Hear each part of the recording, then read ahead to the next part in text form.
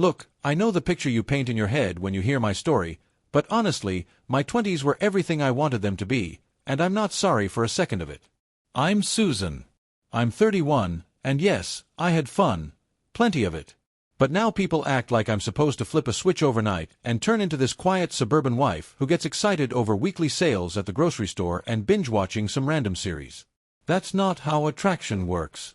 You can't rewire your heart just because society decides it's time to play house.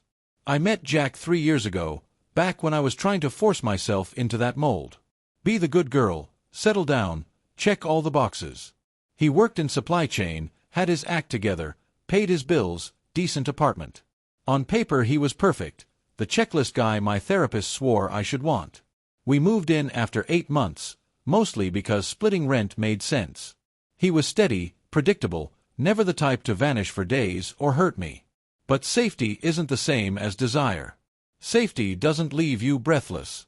And after years of passion and unpredictability, Jack felt like watching paint dry. Don't get me wrong, he was kind. Too kind. Always asking about my day, planning weekend events, mapping out our future like we were destined to be some polished power couple. I'd nod and smile, but inside I was suffocating. This wasn't the life I wanted, but everyone told me it was the one I should have. My friend Victoria, who married her college boyfriend at 24, constantly reminded me how lucky I was to have someone stable. Easy for her to say, she never even tasted real passion. She settled before she knew what it felt like. The truth is, I wasn't clueless. From 18 to 27, I was what people might call a wild one. I went out, I lived, I explored. I dated, I loved, I experimented. I have zero regrets about it, then or now. But around 27, that creeping pressure started. Everyone was pairing off, flashing rings, buying homes. The message was clear: to be taken seriously, you needed to lock someone down. So I tried. When I met Jack at a coffee shop by work, he looked like exactly what the rulebook said I should want. He was polite, attentive, didn't push for anything physical right away. He seemed like the type of man you could take home to your parents. So we dated, and it was fine. More than fine, maybe. He remembered small things, planned nice outings, but the spark wasn't there. That charge, that obsession that keeps you thinking about someone when they're gone, it was missing. With Jack, I felt comfortable. But comfort isn't chemistry. Still, I convinced myself this was how grown-up love worked. Maybe the butterflies were just for kids. Maybe love was supposed to feel calm and predictable. That's what everyone around me believed, anyway. So when Jack suggested we live together, I agreed. It made sense. We were already spending most nights together, and saving money felt practical. Victoria told me it was the natural next step. So we signed a lease, played house, and that's when the air started running out. Life with Jack was like being wrapped in cotton, soft, safe, and stifling. He had a schedule for everything. Grocery trips on Sundays. Date nights Thursdays. Gym Saturdays. And he wanted us to do it all together, like being a couple meant fusing into one person instead of two people choosing each other. The walls started closing in. And whenever I tried to explain, Jack would give me that concerned look and insist we talk it through. Everything had to be dissected, discussed, resolved, like we were stuck in non-stop couples counseling. God, the conversations. If I wanted quiet, he worried something was wrong. If I wanted space, he needed to know why. If I wasn't in the mood, it became a whole dialogue about intimacy needs. And here's the thing, he wasn't toxic. He was genuinely trying. But that was the problem. His constant kindness felt like drowning. He left sticky notes in my bag, remembered every little craving I mentioned, tried to fix every bad day. I'd come home frustrated from work, and instead of just listening, he'd instantly ask, "What can we do to make tomorrow better?"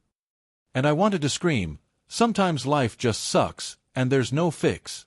I started slipping back into my old habits, late nights out with Victoria and coworkers, drinks at the old bars.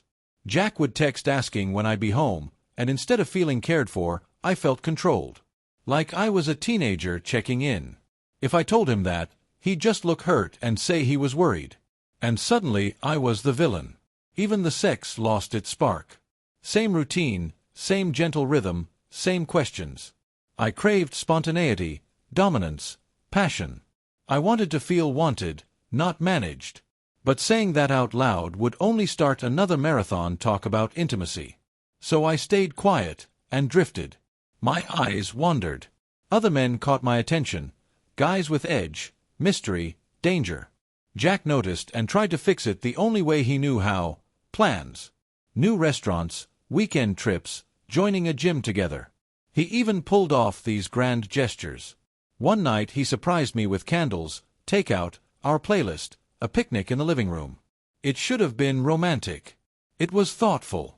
And I sat there, wanting to cry because I felt absolutely nothing.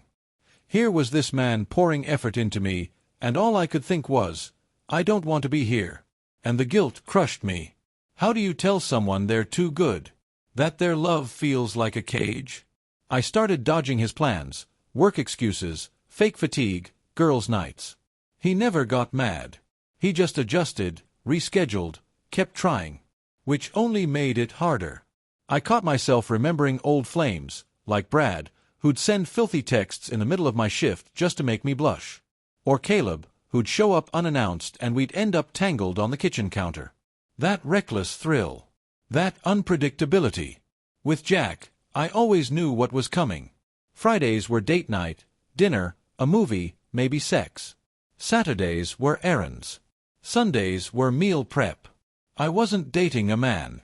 I was dating a routine. After 2 years, the walls closed in. Jack started dropping hints about rings and kids like it was already decided. He assumed I wanted forever just because I moved in. But the thought of marrying him, of signing up for a lifetime of this suffocating stability, made me panic. Yet breaking it off, that felt impossible, too. What was I supposed to say? You're too kind. You're too steady. How do you tell someone they're the exact problem when, on paper, they're everything right? Instead of being honest, I started acting out in small, petty ways. Ignoring texts, showing up late to his work functions, bailing on plans. And when Jack got frustrated, I'd twist it back on him. You're being clingy, I'd say. Or, I just need some space. He'd instantly retreat, apologizing for being needy, which only made me despise him more. Any real man would have called me out. Jack just doubled down, cooking my favorite meals, planning surprise dates, buying thoughtful gifts. But each gesture felt like another lock tightening around me. I started slipping into old habits, reconnecting with guys from my past online. Nothing serious, just flirty chats that reminded me what sparks felt like. Tyler, who could make me blush with a single text. Austin, wild and unpredictable, never dull. They reminded me of chemistry, of fire, of not knowing what came next. Jack found some of the conversations once. He was scrolling through my phone to grab a photo. He didn't even yell. Just calmly asked if we should work on things. And that's when I knew for certain I was with the wrong man. My head kept drifting back to my old life, the anticipation of a night out, not knowing who I'd meet or what would happen, the high of fresh attraction, the chaos of passion and messy fights that ended in hotter makeups. Jack never fought. If I snapped, he wanted to work through it calmly. No heat, no chaos, no spark. Just patience that felt more like pity than love. One night I even picked a fight over something stupid, the way he loaded the dishwasher, a toilet paper roll. I wanted fire. Instead, he explained his logic and asked how we could avoid the issue in the future. I yelled for him to just fight me. Stop being so reasonable. He blinked, confused, and asked if I actually wanted him to be unreasonable. That broke me. Yes. I wanted him to lose control sometimes. To feel real. The breaking point came at one of his work parties. I ended up talking with this guy Ryan, tall, confident, with an edge that made everyone else fade into the background. Just standing near him felt electric. Jack kept hovering, bringing drinks, introducing me like I was his prize. I cringed, embarrassed, like I was being claimed. Ryan smirked at Jack's hovering, leaning close to say, "Your boyfriend's attentive." The tone said it all. Later, Jack asked why I'd seemed distant, and I exploded. Told him he was smothering me, that I couldn't even breathe without him watching. He looked stunned, said he was only trying to be good. Maybe that's the problem, I told him. Maybe I don't want good. His face crumbled, and instead of guilt, I felt a rush of relief. Finally, some real emotion. After that, silence. Jack tiptoed around, giving me space but still keeping the apartment spotless, careful not to spark another fight. It was exhausting. I started staying with Victoria more, telling him I needed to think. Really, I just needed to remember who I was before this beige relationship swallowed me whole. One night near her place, I ran into Tyler. We talked for hours, and suddenly I was alive again. When he suggested we go back to his place, I didn't hesitate. The rush, the spontaneity, the way he wanted me, it was everything I'd missed. I swore it was just one night. But then came another. And another. Tyler was everything Jack wasn't: unpredictable, intense, thrilling. He didn't want to dissect feelings or map out 5-year plans. He just wanted to live in the moment. And that was exactly what I craved. Jack felt the shift. He pushed for therapy, for more communication, more everything that had already been suffocating me. I nearly laughed. Therapy wasn't going to make him exciting. It wasn't going to give him an edge. I told him I needed a break. He asked what that even meant, and I realized I didn't know. Just that I couldn't keep living this lie. The guilt didn't come from cheating. It came from knowing everyone expected me to feel guilty. Jack was, objectively, a good man. He'd be perfect for someone else. But not for me. When I finally ended it, he asked the question straight: "Is there someone else?" I could have lied, but I didn't. Yes. But that's not the reason. The reason is we want different things. He asked what Tyler had that he didn't. I tried to explain: chemistry, unpredictability, fire. Jack said, "I can change."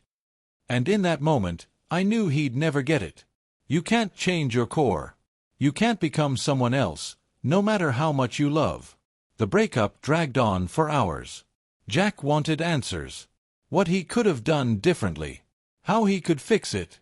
I told him there was no fix, just incompatibility. I wanted fire, he wanted routine. He kept repeating, "But we built something." And I wanted to scream that what we built felt like a prison. Our life was everything he dreamed of, but for me it was nothing I needed. He couldn't grasp it. For him, love equaled safety. For me, it was suffocation. He moved out in 2 weeks. Civil, polite, even dividing our stuff fairly, handling the lease like a professional. Even in heartbreak, he was relentlessly decent. I thought I'd feel free, finally unchained. Instead, I felt hollow. Tyler fizzled out within a month. Turns out men who thrive on chaos and danger rarely want anything serious with 31-year-old women who just torched their stable relationships. Surprise, surprise. Reality hit hard. I wasn't 25 anymore. The dating pool shrank, and not in my favor. Most men worth dating were married, committed, or steering clear of women with baggage like mine. The rest were single for a reason. At 33, I was back on the apps, scrolling through men who looked like they hadn't left their mother's basement or were clearly chasing hookups. The few decent ones who matched with me got spooked when they learned I'd just left a long-term relationship. Nobody wants to be the rebound guy. Victoria tried to be supportive. But I could see it in her eyes. She thought I was insane for leaving Jack. "He was perfect for you," Victoria would say. And I'd bite my tongue to keep from snapping back that perfect on paper isn't the same as perfect in reality. She'd met her husband at 21, settled early, and never once questioned whether passion mattered. She couldn't understand why I was still chasing something she'd never even experienced. 8 months after Jack moved out, Victoria casually mentioned she'd seen him downtown. "He looks good," she said carefully. "Happy." She didn't need to say the rest.